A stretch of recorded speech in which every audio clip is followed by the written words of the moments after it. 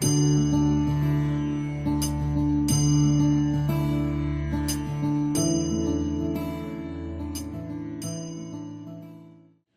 यथा गौर पदार विंदे विंदेद भक्तिम कृत पुण्य राशि ही तथा तथोत्सर्पति हृदय अकस्मात राधा पदाम भो जो सुधाम राशि। बहुत सुंदर श्लोक है। बोलते यथा यथा गौर पदार विंदे, यानी कि जितना जितना जितना अधिक जितनी मात्रा में आप गौरव महाप्रभु के चरणों में आश्रय लोगे या महाप्रभु के संकीर्तन में आश्रय लोगे, इनके संकीर्तन आंदोलन में उसका आश्रय लोगे, चैतन्य महाप्रभु की शरण लोगे, तो जानते क्या होगा। यानी कि या तो जैसे जैसे आप महाप्रभु के संकीर्तन में भाग लेंगे या उनका आश्रय लेंगे, वैसे वैसे क्या होगा जानते हैं। वैसे वैसे उसी समय क्या होगा, श्रीमती राधा रानी के जो हृदय में अमृत का सागर है, उस अमृत के सागर से क्या होगा, प्रवाह निकलेगा और आपके हृदय में प्रवेश करेगा। आप समझ रहे हैं। यानी कि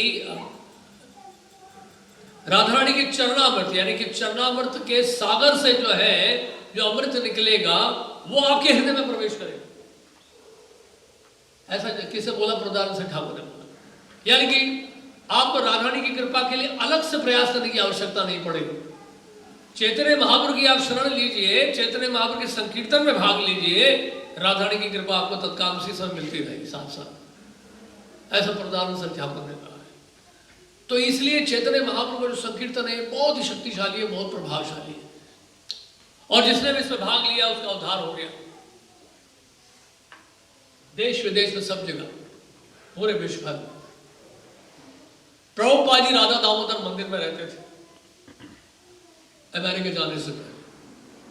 प्रभुपाद ने बहुत कष्ट उठाया, हम लोग अंदाजा नहीं लगा सकते।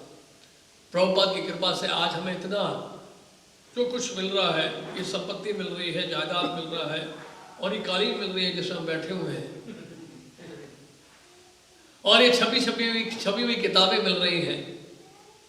प्रभुपाद जी ने जो है सब्जी भी खरीद ली है, सब्जी भी काट ली है, चूल्हे में चढ़ा भी दिया है, भोजन भी तैयार कर दिया है, भोग भी लगा दिया है, आपके हाथ में थाली भी दे दी है प्रसाद डाल के, आपको केवल पाना है और बांटना है। इतना तो करना पड़ेगा, जब प्राण तन से निकले इतना तो कर लो स्वामी। यानी कि शरीर छोड़ने से पहले इतना तो कर ले कि प्रसाद पाए और प्रसाद बांट सके।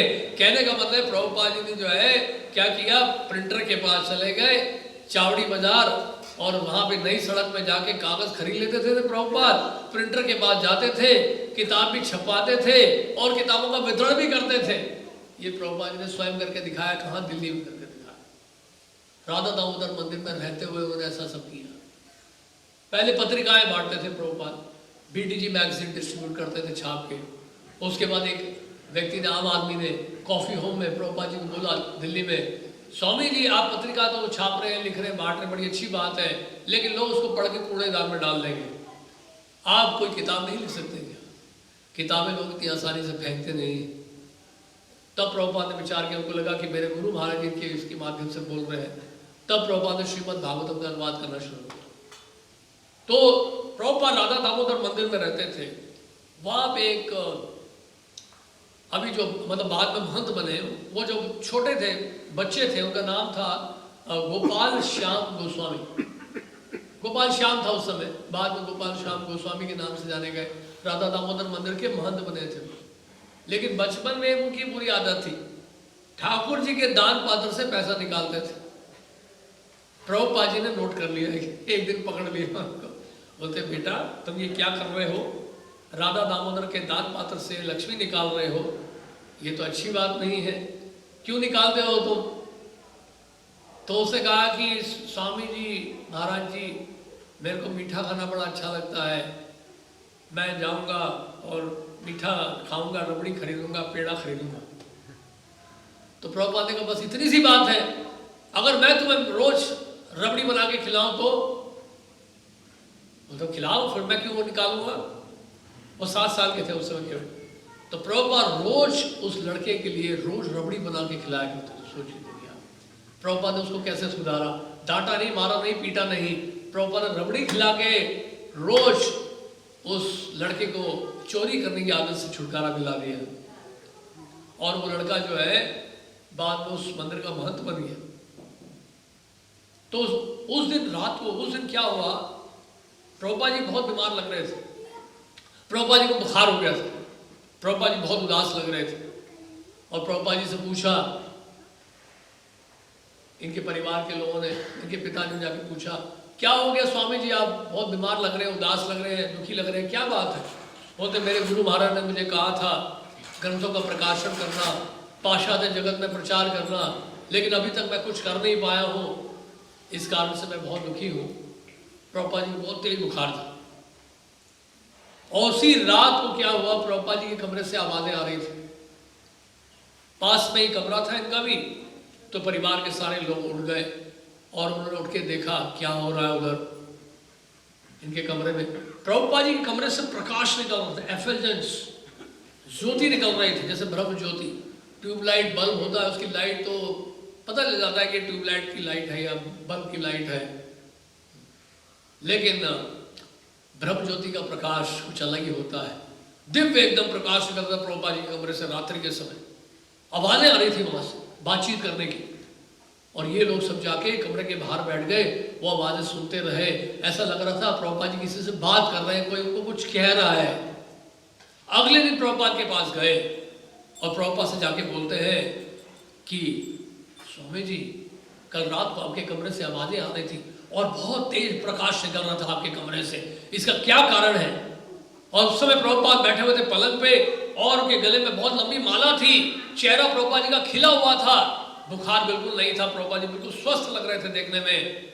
कल तो आप बीमार थे, आप बिल्कुल स्वस्थ हैं आज, और आप बहुत खुश लग रहे हैं, क्या कारण है इसका? कल रात को क्या घटना हुई थी? प्रभुपाद ने कहा, कल रात को मुझे श्रील रूप गोस्वामी ने दर्शन दिए, और उन्होंने मुझे कहा, श्रील रूप गोस्वामी ने कहा, आप क्यों चिंता करते हो, आप केवल ग्रंथों का प्रकाशन करो, पाश्चात्य जगत में जाओ, हम सारी व्यवस्था करें। वास्तव में ये बात किसने बताई थी? हरीश्वरी प्रभु ने बताई थी। हरीश्वरी प्रभु को किसी और शिष्य ने बताया था, किसी और भक्त ने बताया था। तो हरीश्वरी प्रभु प्रभुपाद से पूछने गए थे वृंदावन में, तो प्रभुपाद ने कहा कि ये तो अब सामान्य बात हो गई है, सब जानते हैं। तो प्रभुपाद उसको इतना महत्व नहीं दे रहे थे, और प्रभुपाद ने कहा इसकी आवश्यकता नहीं है जानने की। तो इसलिए हरीश्वरी प्रभु चले गए राधा दामोदर मंदिर। तो वहां जाकर उन्होंने गोपाल श्याम गोस्वामी जो थे उस समय, जब बड़े हो चुके थे उस समय, तो उनसे पूछा था ये घटना, इसके बारे में। तो उन्होंने बताया कि ये घटना जो है मेरे साथ ही हुई थी, और प्रभुपाद ने मुझे बताया था कि उनको रूप गोस्वामी के दर्शन प्राप्त हुए थे, और रूप गोस्वामी ने कहा कि आप इनके ग्रंथों का प्रकाशन करिए, पाश्चात्य जगत जाइए, मैं सारी व्यवस्था हम करेंगे, आप चिंता मत करिए। तो श्रील प्रभुपाद ने जो है ग्रंथों का अनुवाद शुरू किया, श्रीमद् भागवतम लेके। प्रभुपाद कहाँ पहुंचे? दिल्ली आए, डालमिया जी के पास गए, जय हरि डालमिया, उनसे स्पॉन्सरशिप के लिए, ग्रंथों की छपाई के लिए। डालमिया जी ने कहा, हम जो भी करते हैं, पोद्दार जी के हमारे गुरुदेव हैं, हनुमान प्रसाद पोद्दार जी गोरखपुर में हैं, उनकी अनुमति होगी तो हम मना कर ही नहीं सकते हैं, आप उनसे एक बार पूछ लीजिए। तो प्रभुपाद दिल्ली से गोरखपुर गए, हनुमान प्रसाद पोद्दार जी ने प्रभुपाद जी के लेख देखे, श्रीमद् भागवतम की लिपियां देखी, और प्रभुपाद से कहा कि स्वामी जी क्यों शर्मिंदा करते हैं, इतना सुंदर आपने लिखा है। उन्हें तुरंत लिख के दिया, स्वामी जी जो भी लिखे उनको छापा जाए, मुझे कोई आपत्ति नहीं है। प्रभुपाद जी वापस आए, डालमिया जी से मिले, और डालमिया जी ने स्पॉन्सर किया, श्रीमद् भागवतम प्रकाशित किया। प्रभुपाद ने पहला स्कंद, प्रथम स्कंद 3 भागों में, और वो 300 कॉपियां लेके, 300 कॉपीज लेके प्रभुपाद शिप में गए। कहाँ गए? अमेरिका गए। प्रभुपाद ने बहुत कष्ट उठाया है, इसका हम अंदाजा नहीं लगा सकते कि कितना कष्ट उठाया है, बहुत कष्ट उठाया प्रभुपाद ने। रात को बैठ कर, राधा दामोदर मंदिर में भी उनका वही शेड्यूल था, रात को 12 बजे 12:30 बजे उठ के प्रभुपाद ग्रंथों का अनुवाद किया करते थे। बहुत डिफिकल्ट टास्क, बहुत ही कठिन कार्य प्रभुपाद ने किया, लगभग असंभव है ये कार्य एक सामान्य व्यक्ति के लिए, जो प्रभुपाद ने करके दिखाया। सामान्य व्यक्ति नहीं कर सकता है। इसलिए प्रभुपाद जो है अमेरिका गए और ग्रंथों को लेकर गए, और देखिए सारा चमत्कार तो इन ग्रंथों ने ही किया। एक बार एक रिपोर्टर ने पूछा था प्रभुपाद से कि स्वामी जी, हम बाइबल में पढ़ते हैं एक सेंट थे जिनका नाम था मोसेस, और वो पहाड़ी में गए तो वहाँ पे उनको भगवान का उपदेश मिला, ये 10 कमांडमेंट्स मिले उनको। तो क्रिश्चियनिटी में 10 कमांडमेंट्स बहुत पॉपुलर है, एक मूवी भी बनी थी उसके ऊपर 10 कमांडमेंट्स, बहुत अच्छी मूवी थी वो, और उसमें भी दिखाया था, सेम चीज़ दिखाया था, मोसेस जा रहे हैं और पहाड़ी से एक प्रकाश निकलता है और उनको संदेश मिलता है भगवान का, 10 कमांडमेंट्स उनको मिलता है। तो क्या इसी तरह से आपको भी भगवान से प्रेरणा मिली जिसके कारण आपने इतने सारे ग्रंथ लिखे हैं? तो उसका शिष्य प्रभुपाद जी से पहले बोल पड़ा कि हाँ, हमारे गुरुदेव को स्वयं भगवान कृष्ण ने प्रेरित किया है इन ग्रंथों को लिखने के लिए। प्रभुपाद ने कहा ये मेरा शिष्य गलत बोल रहा है, मुझे भगवान कृष्ण ने नहीं प्रेरित किया। Krishna is personally dictated me to write this books. प्रेरित करने में और डिक्टेशन में अंतर होता है। तो प्रभुपाद ने कहा Krishna is personally dictated me to write this books. एक एक शब्द जो है इसमें वो कृष्ण का है। चमत्कार देखिए, चैतन्य चरितामृत प्रभुपाद जी ने 18 महीने में पूरा किया, 18 मंथ्स में 11,000 से अधिक श्लोक है चैतन्य चरितामृत। रामेश्वर स्वामी राधा वल्लभ प्रभु इसके प्रकाशन में लगे हुए थे, और एक मॉर्निंग वॉक में लॉस एंजलिस में उन्होंने प्रभुपाद से बोला कि प्रभुपाद हम पूरा प्रयास कर रहे हैं, हम चाहते हैं कि हम लोग 2 महीने में जो है एक वॉल्यूम जरूर पब्लिश करें चैतन्य चरितामृत। इतने स्पीड से हम काम करना चाहते हैं। We want to publish 1 volume in 2 months. Prabhupada ने कहा 1 volume in 2 months, I want 17 volumes in 2 months. 17 volumes in 2 months. Prabhupada this is impossible. Prabhupada ने नेपोलियन को कोट किया, impossible is a word found in the fool dictionary. असंभव जो शब्द है वो तो मूर्खों के शब्दकोश में पाया जाता है। तो इनके लिए बहुत ही बड़ा वो झटका लगा। एक्चुअली रामेश्वर स्वामी उस समय उन्होंने एक अपना एक्सपीरियंस बताया कि जैसे उन्होंने प्रभुपाद को मना किया ना कि दिस इज इम्पॉसिबल, उनको अंदर से ऐसा फीलिंग आया कि वो परंपरा से कट गए, प्रभुपाद जी से कट गए। उन्हें मना कैसे कर दिया, अंदर से एकदम से उनको फीलिंग आई, अरे मैंने प्रभुपाद जी को मना किया, ऐसा लग रहा है कि मैं प्रभुपाद से बिल्कुल अलग हो गया उसी समय। लेकिन जब प्रभुपाद जी की आज्ञा का पालन किया तो क्या उनको एनर्जी मिली, क्या शक्ति मिली। और इसी तरह के बेसमेंट में जब प्रिंटिंग प्रेस था वहाँ पे रहकर लगभग 20 घंटे रोज लगकर उन्होंने 2 महीने में 17 वॉल्यूम छाप दिए। अमेरिकन एडिशन चैतन्य चरितामृत का पहले 17 वॉल्यूम्स में पब्लिश हुआ था 1975 या 74। तो ये था प्रभुपाद जी के शिष्यों का चमत्कार। प्रभुपाद जी का चमत्कार तो है, उनके शिष्यों का भी चमत्कार है। तो बहुत मेहनत की शिला प्रभुपाद जी ने और उनके शिष्यों ने। देखिए एक हाथ से कभी ताली बजती नहीं है, ताली तो 2 हाथ से बनती नहीं। प्रभुपाद जी की सफलता का राज क्या है? सफलता का राज ये भी है कि उनके शिष्य भी समर्पित थे प्रभुपाद जी के लिए, कोई भी संभव कार्य करने के लिए तैयार थे प्रभुपाद जी के केवल कहने मात्र। तो इस प्रकार बहुत सारी घटनाएं हैं इन ग्रंथों के वितरण से संबंधित। एक घटना आपको बताते हैं अफ्रीका की। अफ्रीका में एक व्यक्ति था, अफ्रीकन व्यक्ति था, और बहुत ड्रिंक करता था। तो एक दिन वो रात को सो रहा था तो उसने एक बड़ा डरावना सपना देखा। सपना क्या देखा? तो साक्षात देखा 3 विकराल रूप धारण किए, काले रंग के, बिल्कुल बाल खड़े हुए एकदम, और मुंह का टेढ़ा मेढ़ा, और उनके शरीर से दुर्गंध आ रही थी। उन्होंने पकड़ा अफ्रीकन व्यक्ति को, चलो हमारे साथ। तो घबरा के डर के जो है वो रात को व्यक्ति जो है बाहर भागा घर के बाहर, और आसपास के लोगों ने देखा। बोले कि रात को भाग क्यों रहे आप? बोलते मैंने 3 बड़े भयानक लोग देखे, अभी भी रात को सपने में बहुत डर गया हूं मैं। वापस आ गए, और उसके अगले दिन जो है वह उसी एरिया में, उसी इलाके में भक्त लोग ग्रंथों का वितरण कर रहे थे। तो फिर ग्रंथों का जब वितरण किया तो इनको, अफ्रीकन व्यक्ति को, वो ग्रंथ पकड़ाना चाहते थे कि आप भी मुझसे लीजिए, आप भी लीजिए, आप भी लीजिए, जैसे बोलते सबको दे रहे हैं, सबको दे रहे हैं, आपको भी दे रहे हैं, आप भी लीजिए। तो उसमें श्रीमद् भागवतम 6th कैंटो, अजामिल की कथा, जिसमें वो ग्रंथ उन्होंने पकड़ा कि आप ये बुक लीजिए, श्रीमद् भागवतम है। किताब के बैक साइड में 6th कैंटो देखेंगे ना, उसके बैक साइड में उसमें यमदूतों का और विष्णुदूतों का चित्र है। वो चित्र देखकर जो एकदम से घबरा गए, एकदम से उन्होंने कहा इनको तो मैंने कल रात को सपने में देखा, ये कहाँ मिले आपको? हूबहू ऐसे ही लगते हैं। मतलब इस्कॉन की पेंटिंग इतने एक्यूरेट है कि जो पेंटिंग में दिखाई देता है एक्चुअली वैसे ही है। एग्जैक्टली वैसे लग रहे थे देखने में वो तीनों यमदूत।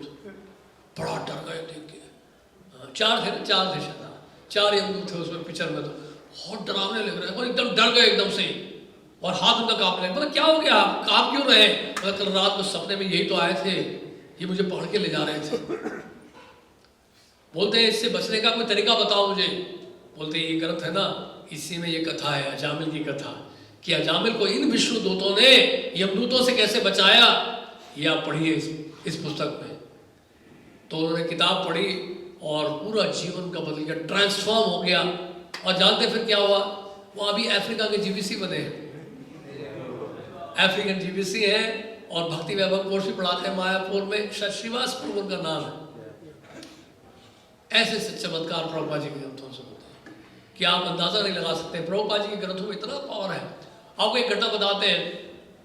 ये घटना है, एक समय क्या हुआ, एक व्यक्ति जो है बहुत हताश था, बहुत परेशान था, और अपने घर के कोर्टयार्ड में बाहर बैठा हुआ था आंगन में, और बहुत दुखी था, बहुत परेशान था, हताश होकर प्रार्थना कर रहा था, हाथ जोड़े हुए आंगन में ऐसे बैठा हुआ था घुटने के बल, और आंखें बंद करके वो प्रार्थना कर रहा था। बड़ा फ्रस्ट्रेटेड था, बड़ा डिप्रेस था वो। अचानक उसकी गोद में भगवत गीता आके गिरी कहीं ऊपर से। वो कहां से गिरी थी उनको नहीं पता था। तो क्या हुआ कि एक उससे पहले क्या घटना हुई थी कि एक व्यक्ति गया था शॉपिंग करने के लिए, एक लेडी गई थी शॉपिंग करने, और शॉपिंग करके वहां प्रभुपाद जी की बुक्स उसको मिली किसी भक्त से। वो भक्त से किताबें लेकर, वो भगवत गीता लेकर वो अपने घर पहुंची थी। उस लड़की का जो पिता था वो बड़ा ही नास्तिक व्यक्ति था, और उससे किताब देखते किताब को उठाया और बालकनी से बाहर फेंक दी। बाहर जब फेंके तो कहाँ गिरी थी ये किताब? उसी व्यक्ति की गोद में गिरी थी। तो उसे सोचा लेकिन ये तो भगवत कृपा हुई है, कृष्ण की कृपा हुई है कि स्वयं ठाकुर जी ने, भगवान ने मुझे भगवत गीता भेंट में दी है, ये ग्रंथ मुझे पढ़ना होगा। और ग्रंथ को पढ़कर वो भक्त बनने लग गया। अपने घर में उसे प्रोग्राम कराया, हाउस प्रोग्राम, भक्तों को बुलाया और उस व्यक्ति को बुलाया जो नास्तिक था, जिसने किताब फेंकी थी। तो इसने सबको बताया प्रोग्राम के बाद, जानते मैं कैसे भक्त बना? मुझे स्वयं ठाकुर जी ने ये भगवत गीता दी थी। मैं बाहर बैठा था आंगन में, प्रार्थना कर रहा था, ऊपर से आ गिर पड़ी है गीता, और जब से मैंने गीता पढ़ी है पूरा जीवन बदल गया है। तो प्रोग्राम के बाद उस व्यक्ति ने कहा, वो नास्तिक व्यक्ति ने कहा इनसे, आपको शायद गलत फहमी हुई है, ये आपके ठाकुर जी ने नहीं दिया है, मैंने फेंका था बालकनी से, ये 2 महीने पहले की घटना होगी। बात सही है कि नहीं? हाँ, 2 महीने पहले घटना हुई थी। अच्छा, आपने फेंका था? ये जो भी हो, आपने फेंका हो, भगवान ने आपको माध्यम बनाया, मुझ तक ये किताब पहुंच गई। और जानते उस बिल्डिंग में जितने भी लोग थे सारे भगवान, ये प्रभाव पड़ा एक गीता के कारण। तो ये मत सोचिएगा कि भक्त लोग जो है झूठ बोलते हैं, भक्त लोग कभी झूठ नहीं बोलते हैं। देखिए गीता में भगवान क्या बोलते हैं, तेषां सतत युक्तानां भजतां प्रीति पूर्वकम ददामि बुद्धि योगम तम येन माम उपयान्ति ते। हमेशा आप सेवा में लगे रहिए, प्रीति पूर्वक भजन करिए। भगवान कहते हैं मैं बुद्धि दूंगा। इसलिए भगवान बुद्धि जब देते हैं तो भक्तों के मुख से ऐसे सूत्र निकलते हैं जिसकी कल्पना भी नहीं की होती उन भक्तों ने। बम्बई की घटना बताते हैं, सेंट्रल स्टेशन में, वहां पे एक भक्त ग्रंथों का वितरण कर रहा था। तो एक कानपुर से या यूपी से कोई आया था एक व्यक्ति, उसने देख लिया, उस भक्त को बुलाया, इधर आओ जरा दिखाने किताब, कितने की है ये? उसने कहा कि ये 15 रुपए की। इतनी महंगी बेच रहे हो किताब, इतनी छोटी सी किताब और 15 रुपए की? बोलते आप कहाँ रहते हो? कानपुर में रहता हूँ। टिकट खरीदी होगी आपने? हाँ खरीदी है। टिकट कितना बड़ा होता है, कितने साइज का टिकट होता है? इतने साइज का टिकट होता है ना। इतने साइज के टिकट से आप बंबई से कानपुर चले जाते हो, लेकिन आप जानते हो ये 15 रुपए की आप किताब खरीदोगे, इसमें जो ज्ञान है ना वो अनमोल है, बहुमूल्य है, उसकी कोई कीमत नहीं है। इस किताब में छुपे हुए ज्ञान को पढ़ लोगे, जानते हो क्या हो जाओगे? कानपुर नहीं, सीधा भगवान के धाम में जाओगे, कभी वापस नहीं आना पड़ेगा संसार में। ये चमत्कार होता है जब आप ग्रंथों का वितरण करते हैं, तो ऐसी ऐसी बातें निकलती हैं मुख से, आप हैरान हो जाएंगे। प्रभुपाद जी इसलिए साधारण व्यक्ति नहीं थे। प्रभुपाद जी के शब्दों में और प्रभुपाद जी के ग्रंथों में प्रभुपाद जी में कोई अंतर नहीं है। इसलिए प्रभुपाद ने कहा, वृंदावन में जब प्रभुपाद जी शरीर छोड़ रहे थे, केवल 1 महीने पहले ईश्वर तमाल कृष्ण गोस्वामी महाराज को बुक डिस्ट्रीब्यूशन का रिपोर्ट लेके आए थे, और प्रभुपाद जी को पढ़ के सुना रहे थे। प्रभुपाद ने कहा इसी तरह अगर ग्रंथों का वितरण चलता रहेगा, I will live for centuries, I will never die. Prabhupada ने कहा मैं मरूंगा नहीं जब तक ये ग्रंथों का वितरण चलता रहेगा, मैं जीवित रहूंगा हमेशा, मैं कभी मरूंगा नहीं। और इसलिए प्रभुपाद ने इंकरेज किया, ग्रंथों के वितरण में बहुत जोर दिया। सबसे अधिक अगर प्रभुपाद ने किसी सेवा के लिए पुश किया है वो बुक डिस्ट्रीब्यूशन के। देखिए जितने भी मंदिर बन रहे हैं दिल्ली एनसीआर में, भले गुड़गांव में अब रिनोवेशन चल रहा है, आपका द्वारका में बन रहा है, रोहिणी में बन रहा है, जितने भी मंदिर बन रहे हैं बनाए जाएंगे भविष्य में, उसका एकमात्र उद्देश्य है और कोई उद्देश्य नहीं है, जानते हैं क्या? संकीर्तन। क्योंकि देखिए हमारा जो मूल उद्देश्य है वो संकीर्तन करना है। संकीर्तन के लिए हमें क्या चाहिए होता है? केवल एक सपोर्ट सिस्टम चाहिए होता है।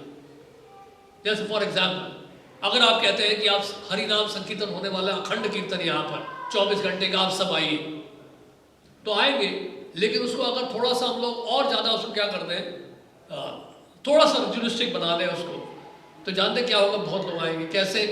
हम क्या करेंगे? पहले यज्ञ करेंगे, फायर सैक्रिफाइस करेंगे। भाई फायर सैक्रिफाइस क्या होता है? आग जब लगेगी आपके मंदिर में तो लोग दूर से देखिए आग क्यों लगी है, उस आग को देखने के लिए लोग आएंगे, और जब आग को देखने के लिए लोग आएंगे तो किस में भाग लेंगे? संकीर्तन में भाग लेंगे। तो कहने का मतलब ये है कि पांचरात्र की विधि क्या करता है? भागवत विधि को शेप देता है। पांचरात्र की विधि क्या करता है? फॉर्म देता है भागवत विधि को। तो ये मंदिरों का निर्माण, विग्रह की स्थापना, यज्ञ करना, फायर सैक्रिफाइस करना, इससे क्या होता है? लोग आकर्षित होते हैं बड़ी बड़ी इमारतों से।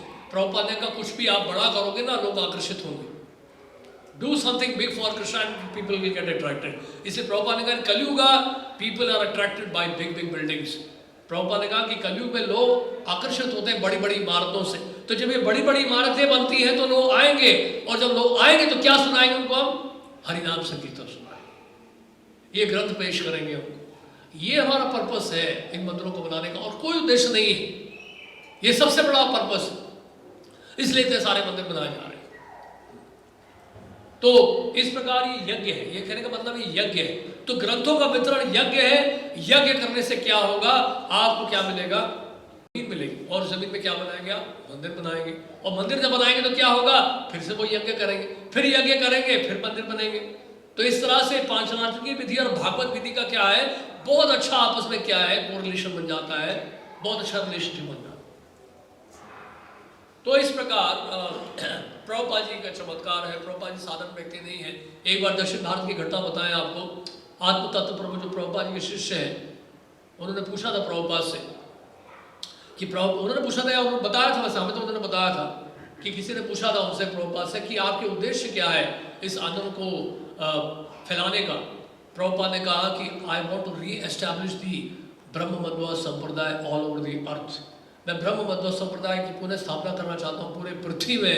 ब्रह्म संप्रदाय, प्रभुपाद ने कहा ब्रह्म संप्रदाय की पुनः स्थापना करना चाहता हूँ पूरे पृथ्वी में, क्योंकि सृष्टि के प्रारंभ में ब्रह्मा जी ने पृथ्वी के हर कोने में भगवान विष्णु का मंदिर बनाया था।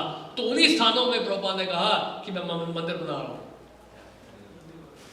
स्पेशल बात है देखिए प्रभुपाद जी को। और उसके बाद फिर आत्मतत्व ने एक और बात बताई कि दक्षिण भारत में एक बहुत बड़े मायावादी सन्यासी थे, तो उनसे मिलने गए थे आत्मतत्व, और चेतना चरतामृत लेकर गए। चेतना चरतामृत क्यों लेके गए थे? क्योंकि वो मायावादी सन्यासी थे। मायावादी सन्यासी का मतलब होता है जो हमेशा माया में रहते हैं। तो मायावादी सन्यासी के बाद गए वो चेतन चरतामृत ग्रंथ लेके, जिसमें आदि लीला जो अध्याय 7 है, जिससे महाप्रभु का संवाद है प्रकाशानंद सरस्वती के साथ, है ना, चेतन चरतामृत। तो वो कॉपी जो वॉल्यूम लेके गए उनको भेंट करने के लिए। तो मायावादी सन्यासी में खूबी क्या थी? हजारों शिष्य थे उसके। उसकी एक खूबी क्या थी कि किसी का चेहरा देखकर वो पहचान लेता था कि व्यक्ति कैसा है। ये उसका खूबी। प्रभुपाद जी का फोटो देखो पहले पे, और काफी देर तक ये प्रभुपाद जी का फोटो देखता रहा। वो मायावादी सन्यासी था, लेकिन जानते उसे प्रभुपाद जी के लिए क्या बोला? उसने कहा ये व्यक्ति कौन है? तो उन्होंने बताया कि हमारे संस्था पर आचार्य हमारे गुरुदेव हैं। ये आपके गुरुदेव हैं? ये व्यक्ति तो ही 4 in 1। मतलब 4 in 1 का मतलब क्या है? मतलब श्रीपाद रामजाचार्य, श्रीपाद मध्वाचार्य, श्रीपाद विष्णु स्वामी, श्रीपाद निम्बार्क आचार्य, ये तीनों वैश्य आचार्य एक ही व्यक्ति में आ गए। इतनी शक्ति है इस व्यक्ति के अंदर। ये किससे बताया? मायावादी सन्यासी ने बताया प्रभुपाद जी के बारे में। और इसी तरह से मायापुर में मॉर्निंग वॉक में प्रभुपाद जा रहे थे, और मॉर्निंग वॉक में क्या हुआ, प्रभुपाद को किसी ने कहा कि एक, वो तो ऑडियो में हमने सुना था, खुद सुना था मॉर्निंग वॉक कन्वर्सेशन में, तो डिसाइपल कहता है कि Prabhupada, one astrologer in Swaroopganj, he saw your birth chart and he said, right now you are the most powerful spiritual personality on the earth. You are the most powerful spiritual personality on the earth. आप सबसे अधिक शक्तिशाली व्यक्ति है पूरे पृथ्वी में इस समय, आपसे कोई शक्तिशाली व्यक्ति है नहीं। प्रभुपाद ने जानते बोला क्या बोला? प्रभुपाद ने वहाँ ह्यूमिलिटी एक्सप्रेस नहीं किया, प्रभुपाद ने सच्चाई बोली। प्रभुपाद ने कहा yes I must be, I am Krishna's representative. Prabhupada कहते हैं निश्चित रूप से मैं तो कृष्ण का प्रतिनिधि हूँ। फिर उसने कहा, डिसाइपल ने कहा कि प्रभुपाद, उस जोशी ने एक और बात बोली आपके लिए। उस जोशी ने कहा कि you will build a house and make a whole world can live in. Lilamrita आपने देखा होगा, फ्रंट पेज पे दिया है, तो वो जोशी ने बताया था कि you will build house and with the whole world can live in. आप ऐसे घर का निर्माण करेंगे जिसमें पूरा विश्व जो है निवास कर सकता है। तो ये शक्ति थी प्रभुपाद जी के अंदर। प्रभुपाद जी जब फ्रांस में थे, देखिए प्रभुपाद कभी ना छोटा नहीं सोचते थे, प्रभुपाद बड़ा सोचते थे, उनकी आदत ही थी। प्रभुपाद ने कहा मेरी समस्या क्या है, मैं कभी छोटा नहीं सोच सकता। तो प्रभुपाद जब फ्रांस में एक चर्च में गए, और चर्च में एक बहुत बड़ा झूमर लटका हुआ था, शैंडलियर, और वो शैंडलियर 2 टन से ज्यादा भारी होगा। प्रभुपाद ने कहा कि शैंडलियर देखा हमने, ये झूमर जो है ये हमारे वैदिक जो हमारा जो प्लैनेटरी सिस्टम है, सौर मंडल है, उसके जैसा लगता है। सौर मंडल हमारा एक झूमर की तरह लटका हुआ है, पोल स्टार के इर्द गिर्द जो है पूरा हमारा जो सौर मंडल है श्रीमद् भागवतम के अनुसार। और ये सौर मंडल के भीतर पूरा वो शैंडलियर के भीतर जो है, झूमर के भीतर सौर मंडल है। तो प्रभुपाद ने कहा मायापुर में जो हम मंदिर बनाएंगे, उस मंदिर में गोपुरम में हम लोगों को एक सौर मंडल दिखाना है, वहां पे भी हम झूमर लटकाएंगे जो कम से कम 2 टन का होना चाहिए। उस समय शायद जमीन मिली थी या नहीं मिली थी ये पता नहीं, जंगल था मायापुर में, कुछ नहीं था। प्रभुपाद कह रहे हैं कि वहां पे ऐसे बनाना है। और अब शैंडलियर जो लगेगा नए टेम्पल में TOEP में, वो 2 टन से भी ज्यादा भारी है, जिसमें जो है पूरा वैदिक प्लैनेटोरियम दिखाने वाले। प्रभुपाद की सोच देखिए आप। और उसके बाद फिर प्रभुपाद एक बार वॉशिंगटन में मॉर्निंग वॉक में जा रहे थे व्हाइट हाउस के बाहर से। प्रभुपाद ने कहा व्हाइट हाउस को देखकर, in Mayapur we should have a temple like this. Prabhupada कहते हैं मायापुर में हमारा मंदिर इसके जैसे दिखना चाहिए, व्हाइट हाउस की तरह, अमेरिकन प्रेसिडेंट का जो है व्हाइट हाउस पैलेस जो है। तो प्रभुपाद की पच्चीरों पर चलते हुए हमें कार्य करना चाहिए। जैसे कि वृंदावन में एक व्यक्ति ने कहा, एक भक्त ने कहा, स्वामी के डिवोटी ने, कि एक ब्रजवासी ने पूछा कि आप वृंदावन में क्या कर रहे हो, आप तो प्रभुपाद जी के फॉलोअर है ना, आपको तो प्रचार करने दिल्ली जाना चाहिए, विदेश जाना चाहिए, देश विदेश की यात्रा करनी चाहिए। बोलते नहीं नहीं, वहाँ शहरों में बहुत रजोगुण है, बहुत माया का प्रभाव है, हम तो वृंदावन में रहकर ही भजन करेंगे। जानते उस ब्रजवासी ने क्या बोला? ब्रजवासी ने कहा कि आपके दादा तो बब्बर शेर थे, आप गीदड़ कैसे निकले? आप वृंदावन में बैठे, आपको तो प्रचार करना चाहिए। तो ये हमारा आंदोलन है। श्रील भक्ति सिद्धांत ठाकुर इसलिए कहते थे, ग्रंथों को क्या कहते थे? बृहत मर्दन कहते थे। जानते बृहत मर्दन नाम कैसे पड़ा? मायापुर में जो डीडीज है चैतन्य मठ में, गांधार्विका गिरधारी, तो गांधार्विका गिरधारी के बहुत नजदीक ही वहां पे प्रिंटिंग प्रेस हुआ करता था। वो कमरा अभी भी है लेकिन वो शायद फंक्शनल नहीं है, तो वहां प्रिंटिंग प्रेस हुआ करता था, वहां किताबें छपती थी। और मशीन की आवाज़ बहुत आती थी, पुराने ज़माने की मशीनें बड़ी आवाज़ करती थी, और उसकी आवाज़ जो है टेम्पल हॉल तक आती थी। तो कुछ शिष्यों ने जाके बोला, गुरुदेव ये मशीन बहुत आवाज़ करती है, हमारे ठाकुर जी को बहुत डिस्टर्बेंस होता होगा, इसकी बात बहुत आती है, मंदिर तक आती है, गांधार्विका गिरधारी तक आती है। भक्ति सिद्धांत ठाकुर कहते हैं जो मशीन से आवाज़ आ रही है ना, ये आवाज़ डिस्टर्बेंस नहीं है, ये बृहत मर्दन है। जानते श्रील प्रभुपाद ने सेम बात बोली जूहू टेम्पल में, जब इस तरह से तोड़ फोड़ का कार्य चल रहा था और बहुत सारी आवाज़ें आ रही थी। उन्होंने कहा कि प्रभुपाद बहुत आवाज़ें आ रही है, ये बहुत डिस्टर्ब कर रहा होगा, आपको बंद कराने काम। उन्होंने कहा नहीं नहीं, दिस इज कीर्तन, प्रभुपाद ने कहा। तो इस तरह से श्रील भक्ति सिद्धांत ठाकुर ने बोला, क्योंकि ये जो ग्रंथ छप रहे मशीन के द्वारा मृदंग की आवाज़ कमरे तक जाती है, लेकिन इसकी आवाज़ जो है हजारों हजारों मील तक दूर जाएगी। आपको घटना बताते हैं, बहुत सुंदर घटना बताते हैं। जैसे कि क्या हुआ कि बर्मा के कुछ डॉक्टर्स वो गए थे अमेरिका, और वहाँ पे जानते क्या हुआ, एक इंडियन व्यक्ति को शायद दिया था और किताब दी थी, वो भी बर्मा से ही था। उनको शायद BTG मिली थी, और वो BTG लेके जो है ले आए, वापस आए, बर्मा वापस आए और अपने बेटे को दिया। बेटे ने पढ़ना शुरू किया बैक टू गॉड मैगजीन, बहुत प्रभावित हुआ। उसमें कुछ queries, for queries please contact, आज संपर्क करें इन भक्तों से जो अमेरिका में रहते हैं। तो उन्होंने क्यूरी लिखकर भेजा, पूछताछ लिखकर भेजा अमेरिका। अमेरिका में भक्तों को मिला वो जो उसमें से कूपन भेजा हुआ था। तो उस क्यूरी को पढ़कर उन्होंने फ़ोन किया एक भक्त को और फ़ोन करके बोला, वो बैंकॉक में उस समय डिस्ट्रीब्यूशन कर रहे थे। उन्होंने कहा कि एक इंक्वायरी आई है, पूछताछ हुआ है वहाँ से, बर्मा से, किसी को बीटीजी मैगजीन वहाँ मिली थी, तो वो आप चाहते हैं कुछ प्रभुपाद जी की और बुक्स भी चाहते हैं। कई सारे क्वेश्चन उनके, क्या आप जा सकते हैं बर्मा बैंकॉक से, क्योंकि उन दिनों क्या था केवल 24 घंटे का वीज़ा मिलता था बर्मा में। तो ये भक्त जो बैंकॉक में बुक डिस्ट्रीब्यूशन कर रहे थे, वो वहाँ बैंकॉक से कहाँ है, बर्मा आए इसी व्यक्ति के घर पे उस लड़के से मिलने के लिए। बहुत सारी किताबें दी, प्रीचिंग किया, 24 घंटे रहे, उसको भक्त बना दिया, माला भी करानी शुरू। और इस तरह से बर्मा में आप देखिए कितना बड़ा प्रीचिंग हो गया। बर्मा में हजारों भक्त हो चुके हैं, कई मंदिर बन चुके बर्मा में। जानते वो कौन भक्त थे? इलावती प्रभु, प्रभुपाद जी के शिष्य, बाद में जो बने ईश्वर भक्त का स्वामी बना। तो कहाँ वो बैंकॉक में डिस्ट्रीब्यूशन कर रहे थे, कहाँ बर्मा में आए, वो कहाँ बर्मा के भक्त बने। तो इसीलिए हमने कहा कि बृहद मृदंग है, कहाँ किताब मिलती है और कहाँ जाके लोग पढ़ते हैं, कहाँ जाके उसको पढ़ते हैं, उसका वितरण करते हैं, कहाँ किसको लाभ मिलता है, उसका अंदाजा नहीं लगा सकते। तो ये प्रभुपाद जी की विशेष कृपा। लेकिन कई बार क्या होता है, सफलता मिलती है ग्रंथों के वितरण में, कई बार असफलता मिलती है। हमारे भक्त बड़े मायूस हो जाते हैं जब देखते हैं पूरे दिन में एक भी किताब नहीं बटी सड़क में, सबने ना करें कि हमें धक्के मार के बाहर निकाल दिया, या हमसे बात भी करना नहीं चाह। नहीं होता है, नहीं होता है, भक्तों के साथ होता है। संकीर्तन में हमको पता है, हर एक्सपीरियंस बड़ा होता है। जैसे पानी के लिए देखिए, हमारे पास आरओ होता है, वाटर प्यूरिफाइंग मशीन होता है, पानी उसमें शुद्ध होता है। एक और मशीन है, इसको कहते हैं ईगो प्यूरिफाइंग मशीन। जो भी अपने को ईगो को प्यूरिफाई करना चाहता है, रियलाइज करना चाहता है कि मैं दास हूँ, उसको ग्रंथों के वितरण में जरूर जाना चाहिए। या जो रियलाइज सोच रहा है कि मैं बहुत बड़ा प्रचारक हूँ, मेरे क्लिपिंग्स बहुत आते हैं, बहुत सारे व्यूअरशिप हो गए, बहुत लोग मेरे लिए तालियां बजा रहे हैं, फूलों की माला पिला रहे हैं, ईगो का बहुत सीरियस प्रॉब्लम है, तो प्लीज आपसे रिक्वेस्ट है कि आप जाइए सड़क पे ग्रंथों को वितरण करके देखिए किस तरह से तालियां और गालियां दोनों समय सारा ईगो जो है चूर हो जाता है, पाउडर हो जाता है, क्रश हो जाता है। लोग ऐसा सुनाते हैं, गालियां देते हैं। जैसे कि कई बार हमारे भाग बहुत सुंदर पुकर टीम जाता है सड़कों पे ग्रंथों का वितरण करने, सिग्नल्स में, तो वहां भिखारी भी आ जाते हैं, हमारा धंधा चौपट कर रहे हो, निकलो यहाँ से। क्यों मैं डिस्टर्ब कर रहे हो, सुबह कहाँ से आ गए पता नहीं।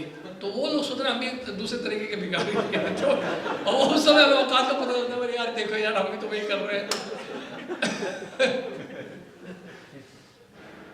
तो इसलिए कई बार असफलता मिलती है। जैसे जब कृष्ण बलराम अपने ग्वालों के साथ, गाय बछड़ों के साथ जंगल में भ्रमण कर रहे थे, और उन्होंने कहा कि जाओ उन ब्राह्मणों से जाकर कुछ मांग के लिया, भूख लगी है हमें। और सखा लोग गए, उनको जाके पूछा, तो ब्राह्मण लोग यज्ञ में बिजी थे, उनका टाइम नहीं था, नहीं ध्यान ही नहीं दिया उन्होंने। वापस आ गए, उन्होंने कहा कि अच्छा नहीं हुआ, हमें कुछ खाने को मिला नहीं, भूख हमें भी लगी, अब क्या करें। तो उनकी पत्नियों से जाके पूछो, तुरंत दे देंगे। तो फिर से गए और उनकी पत्नियों से पूछा, बस यही कहा कि कृष्ण बलराम आए हुए हैं, भूख लगी है उनको, बस भागी आए तुरंत। तो कभी सफलता मिलती है, कभी असफलता मिलती है, दोनों ही होता है। अब देखिए क्या, एक हम आपको घटना बताते हैं अपने मंदिर की घटना। 2 पंजाब से आए थे, पंजाब के लोग बड़े विशेष होते हैं। ये 2 लोग आए थे राधा पार्षद का दर्शन करने, 2-4 लोग थे, और उसमें से एक भक्त को हमारे हरिनारायण प्रभु ने किताब पकड़ाई। उस किताब का नाम है सेकेंड चांस। राधा पार्षद का दर्शन करके मंदिर की परिक्रमा की, परिक्रमा करने के उपरांत चरणामृत लिया, और दूसरे व्यक्ति ने कहा तुम्हें तो बुद्धू बनाया है, उस व्यक्ति ने जिससे तुमने की किताब खरीदी है। देखो किताब में क्या लिखा है, इस किताब में लिखा है second chance, where is the first chance. ऐसे तो है, मतलब होते हैं कलाकार लोग हमारे देश में मिलेंगे आपको, where is the first chance, पहला चांस कहाँ है, पहला चांस। बात तो तुमने बिल्कुल सही बोली यार, फर्स्ट चांस कहाँ है, भाई इधर आओ, तुमसे हमने एक किताब खरीदी, तो किताब में लिखा second chance, very the first chance. अब किताब अपन लौटा ली, उसमें यार ये तो कमाल हो गया। ऐसे ऐसे जो है कार्टून मिलते हैं। एक व्यक्ति को मसूदपुर ने किताब दी थी, कोई पंजाब का ही था, उसको किताब दी, वो कहता है कि अरे यार एक नियम टूट गया मुझसे। मतलब क्या, मैं ना हमेशा दान देता हूँ बाएं हाथ से, आज मैंने दाएं हाथ से दे दिया, दान गड़बड़ हो गया।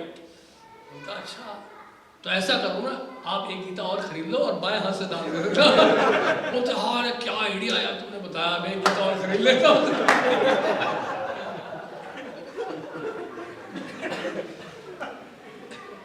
और ये घटना एक और है पंजाब की, तो पंजाब की घटना, पंजाब के जो होते हैं वो स्पेशल होते हैं।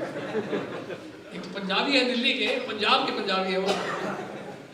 तो ये दो लोग बैठे थे वो गाड़ी में और शराब पिया हुआ था, उन्होंने ड्रिंक किया हुआ था। तो भक्त लोग पहुंचे ग्रंथ लेके, वो कहते हैं कि कितने की है, इस भक्त ने कहा 100 रुपये की है। 100 रुपये की है, अच्छा किताब तो बड़ी अच्छी लगी। दूसरे व्यक्ति ने कहा एक बात बताओ, 5000 साल पहले आप कहते हो कि गीता को दे दिया कुरुक्षेत्र में भगवान कृष्ण ने अर्जुन को, उस समय कृष्ण ने फ्री में दिया था, तुम 100 रुपये ले रहे हो। और ये ईसाई लोग तो फ्री में बांटते हैं, तुम 100 रुपये इसमें चार्ज कर रहे हो। कृष्ण तो फ्री में दिया अर्जुन को, कृष्ण 100 रुपये लिए थे क्या अर्जुन से? और क्या बोले क्या बताएं यार इसको, समझ नहीं आया क्या बोले, क्या आंसर दे।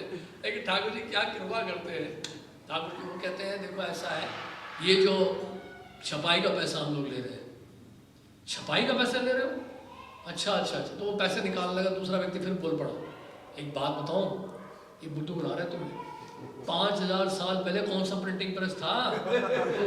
उस समय कैसे किताब रिकॉर्ड हुई, किताब कैसे बन गई? प्रिंटिंग प्रेस कहाँ था उस समय 5000 साल पहले? और ये बेचारा सोचने लगा क्या करे यार, तो ये किताब निकलेगी नहीं, यहाँ से जाना ही पड़ेगा। तो एक देखिए भगवान क्या बुद्धि देते हैं, देखिए किताब के पीछे देखा BBT लिखा है। ये भक्त ने लिखा है, ये देखो जानते क्या लिखा है, BBT। ये BBT जो है प्रिंटिंग प्रेस 5000 साल पुरानी है, जानते आप? अच्छा 5000 साल पुरानी है। उसने कहा यार आप लोगों ने पी हुई है, कुछ समझ नहीं आ रहा, मेरा तो दिमाग काम नहीं कर रहा है, जो भी है ठीक है यार, मेरा क्या फर्क। तो ऐसे ऐसे चमत्कार होते हैं ग्रंथों के वितरण। देखिए इसलिए ग्रंथों के वितरण में हमें कभी लापरवाही नहीं करनी चाहिए। आलस को त्यागना पड़ेगा। देखिए भक्ति का अंग नहीं आलस, 64 भक्ति के अंगों में आलस को भगवान की सेवा में नहीं लगाया जा सकता। कहीं लिखा किसी आचार्य ने, किसी टीकाकार ने, किसी वैष्णव की आलस को इस तरह से भगवान की सेवा में लगाया जाता नहीं। तो आलस को छोड़ना पड़ेगा। आप ग्रंथों को लेकर केवल बाहर जाइए, बस ये मत सोचिए कि मैं गीता लेके जाऊँ।